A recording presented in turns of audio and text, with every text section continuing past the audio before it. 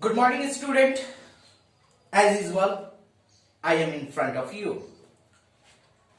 Today, we are going to learn a poem, Dust of Snow, from class 10.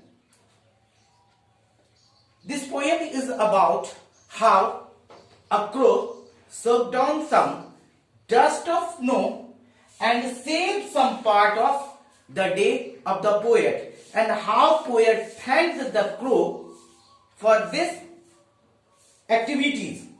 Okay, let's read the poem line by line, and I will try to explain the poem in front of you. Okay, let's start. The way the crow soaked down on me the dust of snow from the hemlock tree. Dear student, यहाँ पर poet Robert Frost ये बोल बता रहे हैं कि कैसे जब वह एक हेमलॉक ट्री के नीचे बैठे थे तो उस पर एक पक्षी क्रॉ कैसे कौवा आता है और उस पेड़ की टहनियों पर बैठता है। इस बैठने के क्रम में कुछ डस्ट पार्टिकल्स जो होते हैं स्नो के, बर्फ के छोटे छोटे पार्टिकल, जो डस्ट पार्टिकल होते हैं स्नो के, वो कवि के ऊपर गिरता है और वो अपने जो विचारों में, नकारात्मक विचारों में खोया हुआ रहता है, वो उन विचारों से बाहर आता है।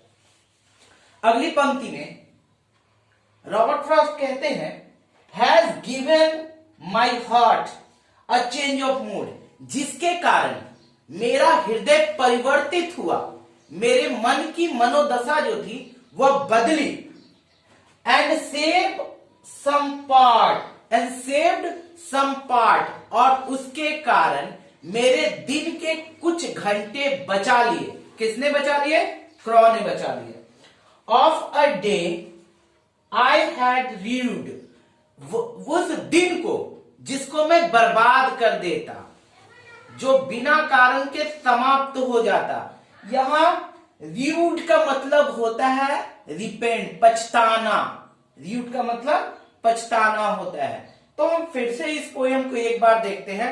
यहां पर कुछ बातें जो है वो पोएट हाइड की हुई हैं, जिसको हम आपके समक्ष रखेंगे और आपको शायद बातें अच्छी लगे। पोएट जो है एक बार बहुत दुखी मन थे, पोएट बहुत दुखी मन थे, अपने एक दोस्त की याद में खोए हुए होते हैं और हेमलॉक ट्री के नीचे बैठे हुए थे। हेमलॉक ट्री का मतलब क्या होता है? धतूरा का पेड़, अ पॉइजनस ट्री।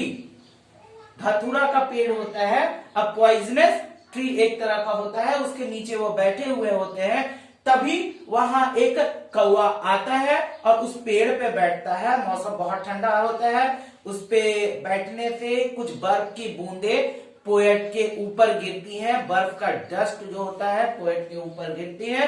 तो पोएट जो होता है वो अपने जो दोस्त के ख्यालों में डूबा हुआ था, उसको वो याद कर रहा था। सभी चीजों को भूलकर वह उनकी यादों से बाहर निकलता है, और इसके लिए जब वो बाहर निकलता है तो क्रॉ को थैंक करता है कि क्रॉ ने कैसे उनके एक दिन को बचा लिया, नहीं तो वह पूरा दिन उसको याद करते हुए पोएट बर्बाद कर देते।